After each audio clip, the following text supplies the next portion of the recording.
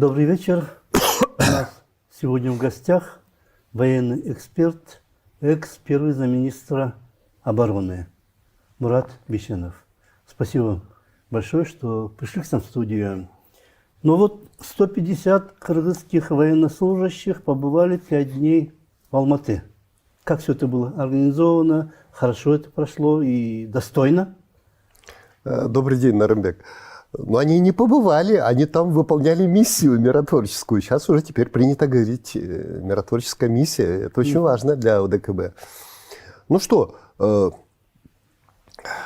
вызывало очень много споров, мнений и в Кыргызстане, даже, по-моему, у нас Джордж Кенгеш, даже 7 депутатов, по-моему, проголосовали против. Я лично с самого начала вот почему-то предполагал, что ОДКБ вмешается, потому что Россия бы не допустила подбрюшье Казахстана. Казахстан все-таки... Подбрюшье России – это около 7 тысяч граница, экономика, все связывает, и чтобы там что-то произошло. Если бы даже ОДКБ проголосовали против, что невозможно, но мне кажется, на двухсторонней основе Россия бы все равно бы оказала бы помощь, чтобы там, конечно, я думаю, что... И это правильно, это игра, это политика. И, кстати, голосование тоже интересно. Там процедура голосования большинством. Не как в остальных организациях, включая в Совете Безопасности, когда... Право вето там есть? Право вето есть. Здесь нет, здесь большинство. Даже если бы Кыргызстан, Таджикистан были бы против, то Армения, Белоруссия и Россия бы уже однозначно проголосовали бы. Сработали здорово. У меня такое впечатление складывается, что Россия прям готова была, уже все отработано бы, они как будто бы знали. Хотя это все неожиданно. Всегда эти бунт, революция, она все время ждешь. Вот. Все время вот снега мы тоже ждем сейчас, снега хотим, а потом снег раз неожиданно вроде бы как да, ночью падает. Ну, Россия сработала, я скажу, что хорошо. Отработала. И, кстати, посредником председателя сейчас в ОДКБ Пашинян, и он очень там активно работал. Тоже это очки, конечно. Постоянно был на связи все и с Токаевым, и со всеми президентами. И быстро приняли решение, быстро проголосовали. И Россия даже еще даже голосовали, еще тепленькие еще были. Уже российские, уже первый рейс уже сел в Алматы. Вот это оперативная работа. Это плюс, это правильно, потому что уже пора из бумажной организации уже становиться уже такой полезной организацией. Ну сколько уже можно вот там, учения проводят, кирпичи там ломают, да, стреляют, а толку-то что? Сколько было до этого моментов. И я думаю, что вот в устав ОДКБ внесены были несколько поправок в 2002, 2005, 2010 годах. Это дало возможность официально ввести миротворческие силы по просьбе президента Токаева. И до этого была работа проведена, потому что Токаев не случайно в своих выступлениях, в своих обращениях к народу слово террористы, теракт, террористы, все это терроризм все время термин употреблялся. А позволяет, согласно уставу, ОДКБ позволяет, если есть, угрожает, крушению или там государства, независимости, суверенитета государства угрожает, террористы, то однозначно все подведено под вот такую юридическую такую основу. Так что никто не придерется. Вот это продумали. Кыргызские вот эти военнослужащие, 150, кто финансировал? Вот я хочу сказать, что там, кроме устава, есть еще всякие приложения, карты, там, и есть подразделения КСОР, КСБР, все, в принципе, расписано, все расписано. В данном случае каждое государство обязано держать подразделение, согласно, допустим, в КСОР входит там около 3000, в КСБР более широкое подразделение, коллективная сила, быстрое развертывание, там около 5-6 тысяч. В данном случае каждое государство обязано финансировать, то есть обеспечивать эти подразделения, какие там, да, оговаривают они, подразделения сами. Единственное, что, конечно, если переброска, то, что касается авиации, авиационной переброски, то это Россия берет на себя. В данном случае Кыргызстан. Переброшены были вот 150 человек, контингент был переброшен из Канта в авиация России. Но отрадно, что назад кыргызы изволили сами, да, достойно приехать, здесь их встречали. В принципе, эти процедуры очень хорошие, приятные, очень радуют, что ни одного выстрела не было, ни один не погиб, не ранен и так далее.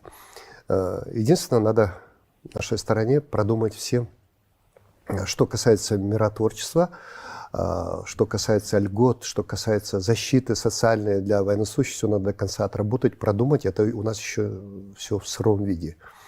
Потому что там, им выплатили все должно. Ну, это даже нет, еще не выплатили, потому что надо сейчас, видимо, наверное, каким-то постановлением правительства все это будет разрешаться. Но должен быть принят закон по этому поводу.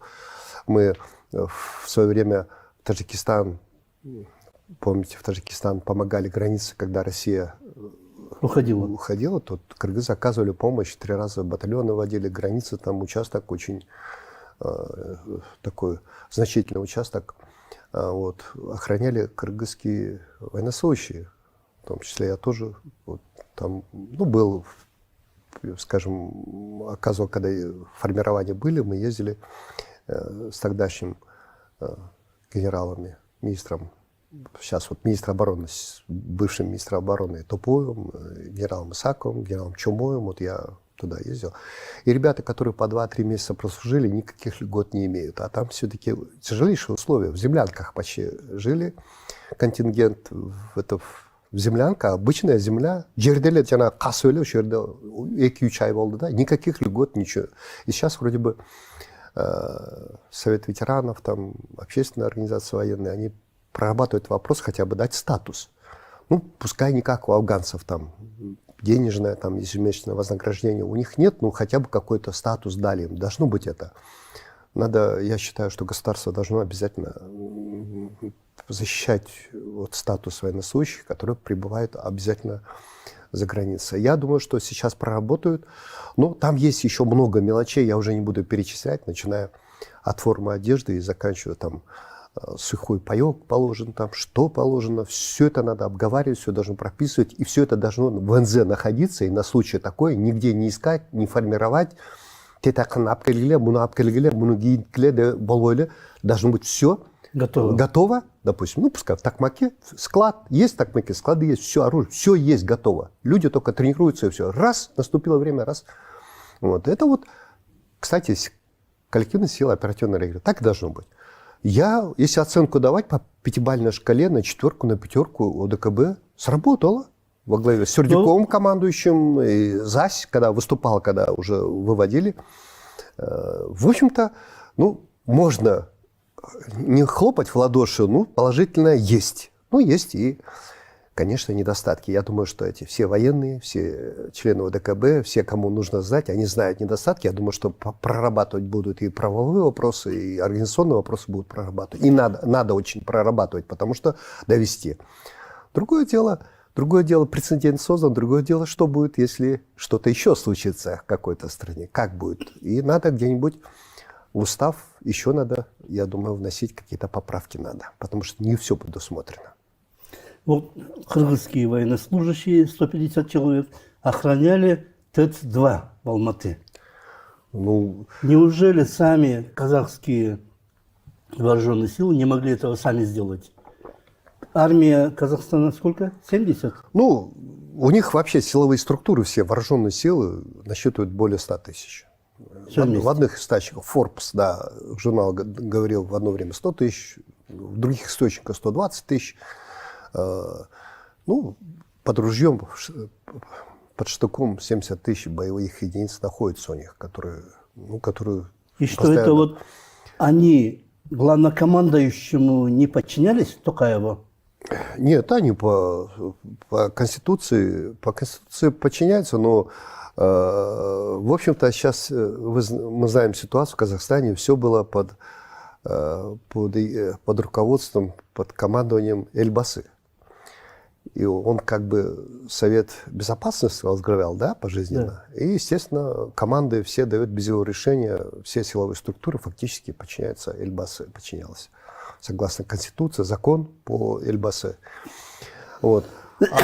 Ну что, во-первых, оговорено было заранее, что миротворческий контингент в Казахстане, он не будет вмешиваться во внутренние дела, разгонять там что-то там.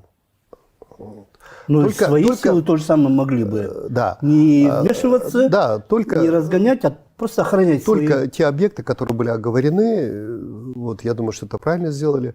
Но другой вопрос, да, казахи могли это? Конечно, могли. Просто это был такой политическое, конечно, решение было принято. Такаев, конечно, я думаю, что в первые дни, минуты, конечно, растерялся. Такого хода событий, с такой скоростью все это происходило, конечно, растерялся. И тем более, конечно, представитель КНБ, все, кто должны внутренние вопросы решать, допустим, кроме Министерства обороны, которое не имеет права вмешиваться во внутренние дела, они не подчинялись фактически Такаеву. Они не подчинялись, это были все на руководящих должностях, были люди Назарбаева, это и понятно. И он, конечно, испугался. Ну, хотя мог и взять команду давать, тем более он отстранил Назарбаева, да, он мог бы сделать заявление, взять. Но, видимо, это по совету, наверное, членов УДКБ, не буду называть имена, мы догадаемся, кого, наверное, все-таки это надо было и УДКБ, это надо было и России, это надо было и Такаеву.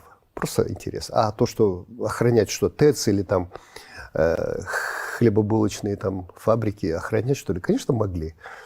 Вот. Но сыграла роль, определенную роль сыграла. Он Такаев показал, что поддержку показал.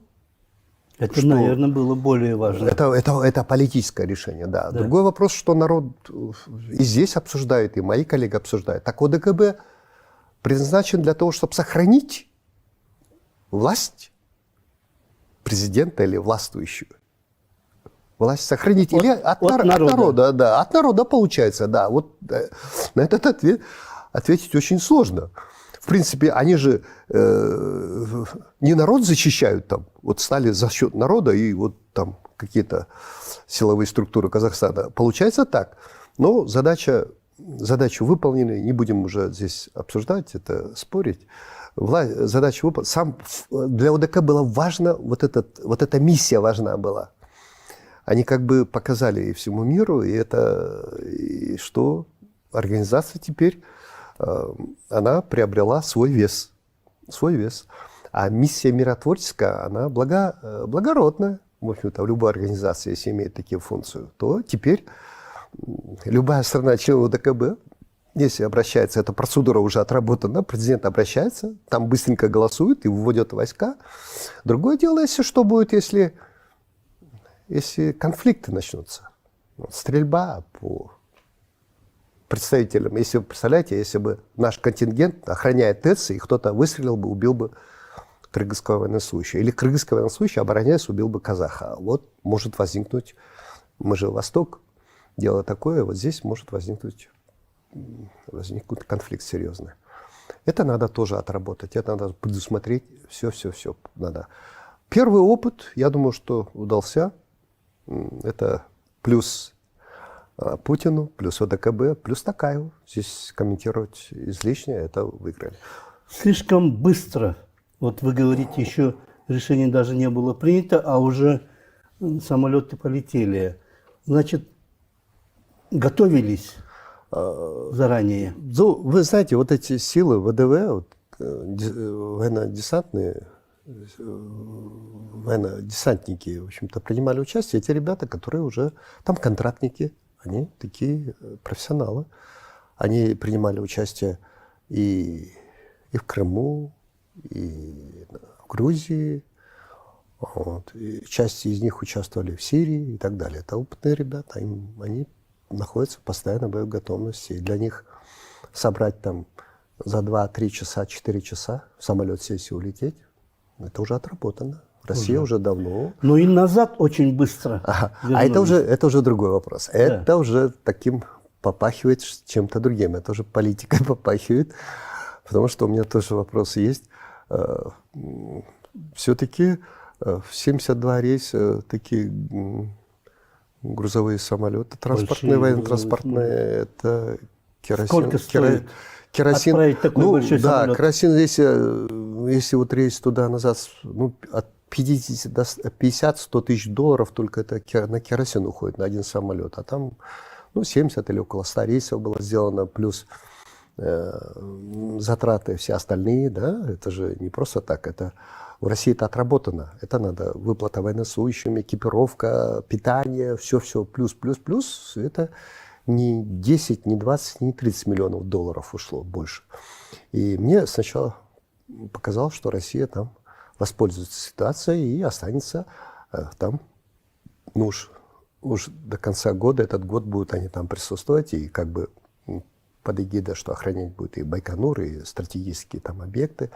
Я думал, кто-кто, а уж Россия с Беларусью там оставит контингент. Ну, произошло очень быстро, и россияне молча как-то быстро собрались, и оркестр не успел даже до конца сыграть свой этот самый. И вдруг они уехали, значит, здесь, наверное, был звонок откуда-то. Сказали, ребята, давайте, все, миссию выполнили, на Токаева надавили. Вот, я подозреваю, не хочется указывать, там, Конфуций говорил, если не можешь сказать словами, кивни головой. Там, ну, кивать не хочется на Восток сказать, что со стороны там, Востока там, был звонок. Может быть, версия такая принимается, и нельзя его отбрасывать, потому что, ну, удивительно, как это там, ну, сколько, 2-3 дня были, и сразу назад уходить, и как-то, ну, побудьте ради, как если гостей собираешь, приглашаешь, ну, иксата место, и утрула-ксне. На 5 минут на 5 гостя. баллот там даже что, не попробуйте мясо, что ли? И как-то они быстро это все уехали, это вызывает вопросы. Значит, есть причина такая в тоже, ну, то, что вели, это не все в Казахстане одобряют. Вот. Я вот у меня знакомый есть в Алмате, там бывшие, с кем я служил, бывшие друзья, там, вы знаете, разные люди грамотные, люди такие опытные. 4 человека, 4 разных оценка разных вообще ситуации дают. Вы представляете, да, мы-то сидя здесь, информационное поле, конечно, переполнено всякими прогнозами, там, слухами и так далее. Из этого информационного поля нужно объективно, хочется что-то знать. И когда звонишь, надеешься, что казахи, друзья, там, бывшие сослуживцы что-то скажут. У всех 4, с кем я разговаривал, у всех разные точки зрения. Это меня удивило, конечно. Думали, вот один говорит, мародеры, надо их стрелять, там, это все, там, и так далее. Так у тебя, говорю, бизнес есть? Нет, бизнеса нет, ну, всех надо стрелять. Другой говорит, народ погиб, там, то-то-то, 3-е, 10-е, у всех разные точки, я удивился. А мы, как мы можем здесь давать оценку, если казахи еще, сами еще не ну, все со стороны бывает виднее. Со стороны бывает виднее. Может быть, да, это может быть. Но, что бы ни говорить, первое, я думаю, что не надо заниматься злопыхательством, это все-таки наши соседи, казахи, братья наши, мы связаны и кровью, и мы всегда кыргызы, мне кажется, в этом случае благороднее все-таки. И не хочется камешек бросать в сторону казахов, но мы же не забываем, что было, когда у нас и как казахи закрывали границы. В 2010 году. В 2010 году. А уж Назарбаев, как прошелся по нам, это полгода назад или год назад, интервью, что мы вообще никчемные, что мы ничего выводов не делаем, то он нам помогает, одно и то же говорит, а мы вообще его не понимаем, мы вообще такое... Да и отношение к нам всего.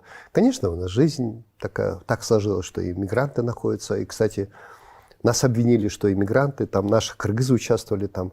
Ну, такая в первое время, конечно, заявление и насчет 20 тысяч, там, и насчет террористов, и насчет ввода ОДКБ и так далее. Я говорю и положительные, но есть люди, я думаю, что оппозиция, если сложится, а сейчас оппозиция будет складываться, казахи сейчас будут объединяться, потому что они поняли, что ни партии ведущей, ни лидеров не было, они, если кто там сидит, еще имеет зуб на Назарбаева. Если до Назарбаева нет зуб, то на Токаева есть. Сейчас будут они объединяться, сейчас будут выдвигать. У нас отличие наших кыргызских всех этих переворотов.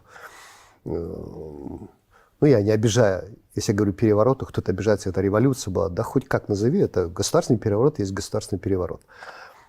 То у нас-то все-таки были лидеры. У нас какие-то требования были. Баррикада одна, баррикада вторая. А в Казахстане все сложнее, все не так было. Вот. И у меня еще один ремарка. Я вот думаю, если бы все это случилось не летом, не зимой, все-таки холодно там было. И были бы лидер ведущий, было бы, значит, руководство, все бы единое руководство было бы, то еще неизвестно, чем бы закончилось.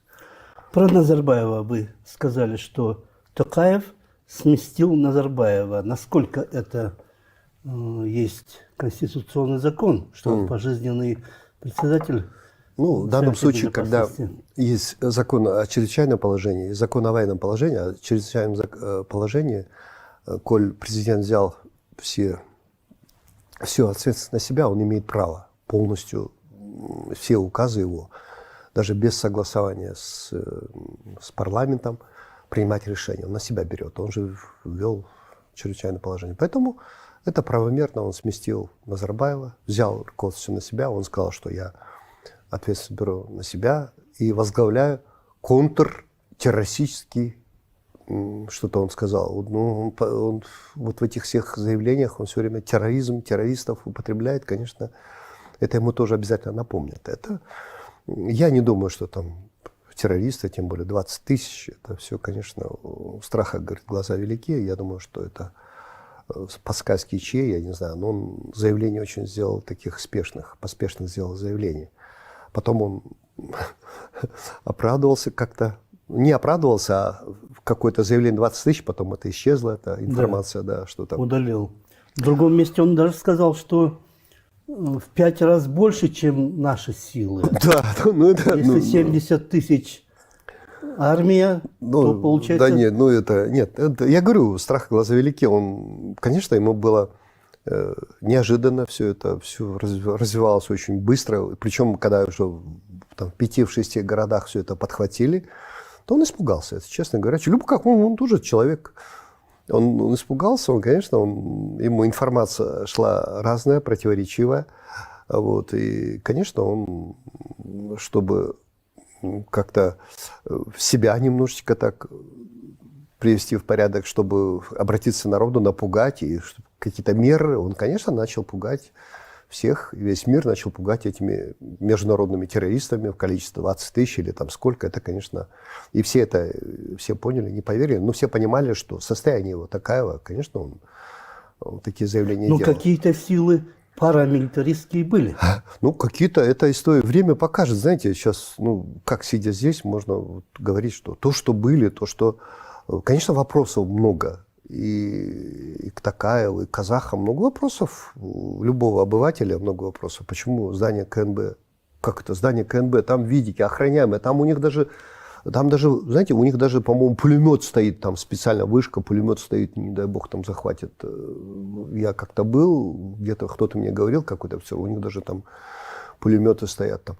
Как это сдали? Потом, как можно акимат у них... Акимят у нас, у них акимат, да, называется по-казахски. Как оружие откуда начали появляться? Откуда там машины без номеров командовали? Откуда эти взялись люди? Конечно, это и криминал. Они, когда вот бунт был, наверное, стихийный. Все-таки, я предполагаю, стихийный бунт. Это таксисты, это люди на рынках, зеваки всякие. Когда массовая психология, массовый психоз, это страшное дело. Все объединяются и крушат все на своем пути. Другое дело, кто начал уже на второй-третий день, кто подсоединяется. Конечно, криминал. Не даже исключено... в тот же день, 5 января, после обеда, говорят, там уже были конечно, внедренные... Конечно, не исключено. И Комитет национальной безопасности, они уже заявление Токаева с первых дней не устраивало. Они могли тоже подсоединиться и руководить там. Вот. Это время покажет. Сейчас, ну что, если бы я участвовал, знал бы это, я бы сказал, это прогноз, прогноз это такое дело неблагодарное, но прогнозируем из общей ситуации, что случилось, и формируем информационное пространство и свое мнение говорим. Даже то, что я сейчас сегодня говорю, я не уверен даже в своих словах, то, что вот я говорю однозначно вот это. Я говорю однозначно, что ввод ОДКБ был правильным. Политический ход. С точки зрения морального там, или задета там, гордость казахов, это другое дело. Там. То, что ОДКБ сработали, ОДКБ надо было. Я говорю, вот для меня это, допустим, я считаю, правильно сделали. А другое дело, про Назарбаева мы говорили. Вот это меня удивляет. Это в истории мы знаем короли, монархи, там, когда Туркмению возьмите, да, сколько, в Азербайджан возьмите, когда скрывали, да, вот, но там скрывали, конечно, эпоха идет, потом раз, значит, король умирает, и не хочется, еще власть не поделена, как будет эта все расстановка. Борьба-то за власть всегда идет, круглые сутки, но в данном случае Назарбаев не тот человек, чтобы, ну, считайте, все у него, все, вот, неожиданно все отняли, все, клан полностью, разруха, ну, я имею в виду клановая разруха, и Назарбаев молчит. Меня это удивляет. Алия сделала заявление недавно, вчера, по-моему, что вот скорбит, что случилось, да, из Эмиратов, что случилось, что спасибо людям за поддержку моего отца, там что-то. Назарбаев не тот человек, что вот уже сколько со 2 января прошло, чтобы он заявление не сделал. Не тот человек. Либо сильно болен, либо уже физически нет. Вот другое дело, почему Токаев не делает заявление? Почему он скрывает? Вот. Он вообще многие вещи делает вроде бы так шаг решительный, а многие вещи делает. Потому что это все равно системный человек, это человек Назарбаева, и он не может все решительно, все там махать шашкой. Он все равно будет сейчас осторожничать. Теперь вот сейчас он заявление сделал, кое-что. Теперь он будет осторожничать, я думаю. Не будет прям резко сейчас менять Конституцию, там референдум проводить. Может быть, будет. Ну, Токаев дипломат, осторожный человек, это человек Назарбаева. И теперь будет еще сделка, чтобы клан, еще торговля будет, кому что оставить и так далее. Это обязательно будет. Клан Назарбаева не сможет уничтожить. Я думаю, духа не хватит у него. Внук Назарбаева, Айсултан, который в прошлом году умер в Лондоне, он еще год назад говорил, что есть такие силы под крышей КНБ, причем назвал их исламскими. Ну, один из племянников там Назарбаева, тот, который миллиардер, бизнесмен там и так далее. Хайрат Сатыбалды. Да. Он, наверное, может себе позволить создать какие-то... Но ни в одних органах, они должны где-то в штате состоять. Там, в Национальной гвардии или в спецподразделении где-то. В Штатах ничего нигде нет. Ну, штатную структуру говорят, что должны... они внештатные были. Внештатные, но это же все равно финансировать надо. Где-то... Если это просочилось, значит, это есть. Только другой вопрос, я думаю, что это возможно было. А что такое? Они знают, они тоже понимают, они же не глупые люди, знают, что клан есть, богатство, рано или поздно что-нибудь может быть. И пока там будут согласовать юридическую сторону, пока там туда ОДКБ будет звонить или еще помощь, вообще все варианты. Это подразделение ручное, оно быстренько реагирует, быстро убрали, быстро отреагировали, быстро возглавили. Это очень выгодно. Я думаю, что надо допускать, наверное, что были такие подразделения, но они не постоянная дислокация там, потренировались, ушли, переоделись, там оружие есть у них. Наверное, допустить можно вот такое формирование. И очень выгодно, что они неофициальные. Вот неофициальные, да. Для любых целей. Конечно, вооружены, обучены. А переодеть черную форму или красную, там, это уже другой вопрос. Здесь форма не играет роли. Содержание, что они есть, были, значит, такие. И, наверное, Токаев не случайно тоже говорил, он опасался все, что это подготовленные. Вот. А под этой эгидой можно и экстремистов, и террористов, и зарубежных пригласить. Это же очень быстро делается. Вот это вопрос по терророрганизации, вот эти группировки, скажем, нештатные, по Назарбаеву, по еще каким-то вопросам. Это, конечно, никто сейчас ответить не может. Время покажет. Но по Назарбаеву, это удивительно, кажется, это тот случай. Не тот человек, который молчал. Нет. Я уверен, что это чтобы он промолчал вот эти дни. Ну, кто такой Токаев, кто такой Назарбаев, мы знали. И вдруг он уже, сколько, уже 2 недели прошло, молчит и ничего не говорит. Конечно, это однозначно, что он находится или в абсолютно неуменяемом состоянии, или, может быть, даже уже его нет. Это только 2 варианта. Третьего, что он молчит и скажет. В свое время, кстати, у Волкогонова, по-моему, я когда-то читал, там Сталин применял метод, когда уходил, вроде бы все, и врачам своим говорил, все, умирает, осталось там 2 дня, все, и там начинал дележ власти. И вот он смотрел. Он смотрел, потом через 2-3 недели вставал, отряхивался и говорил, ну-ка, давайте, ребята, подойдите ко мне, кто там против меня. И 2-3 раза это использовал метод. Но я не думаю, что здесь Назарбаев будет использовать этот метод, это уже другой случай. Очень печально, что случилось, конечно, и главное, она бьет по экономике. Сейчас смотрите, напряг какой, и цены, и то, и международная обстановка какая, да, и все это в Казахстане, все это бьет, хотя казахи отрадно, что они открыли границы, прямо и фуры пошли, там, а почему они раньше не делали этого? Видите, значит, ситуация, ну, какие-то дивиденды, то, что жалко людей. Кстати, подсчет людей тоже в Казахии. Сейчас будет, конечно, разбираться по каждой минуте, но жалко людей все-таки, молодые люди, и силовики стороны, и со стороны людей. Молодые люди никчем, особенно первые дни, когда показывали кадры, там трупы, молодые ребята лежат. Вот что жалко. Вот главное, чтобы сделали выводы. К сожалению, я не на 100%, но я уверен, что выводов не сделают. Не сделают. Не сделают. Выводы – это урок для Белоруссии, для Туркмении, для Таджикистана, и для России тоже. Думаете, сделают? Они пакет какие-то реформы сделают, перед народом попросят прощения и дальше будут продолжать властвовать, делить. Ну, власть такая штука, видите, она сладкая штука. Ну, нельзя оторваться от власти просто. Передача власти, смотрите, какие варианты. Передача власти. Назарбаев эту схему придумал. Это же замечательная схема, в принципе. Если придумали, это... Ну, она не впервые применяется, но, в принципе, для Казахстана, для ситуации современной, замечательная схема. Эта схема и хотели воспользоваться, наверное, и думали уже пользоваться. Теперь эта схема уже, вариант не подходит. Теперь надо что-то другое придумывать. У нас и время подошло к концу.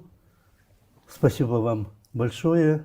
Будем смотреть и искать, из-за чего все это и как оно происходило, да? Да, ну не забывайте еще решать свои проблемы. Нам надо зиму, сейчас холода наступают. Снега, правда, нет, кто-то сказал, зима не будет.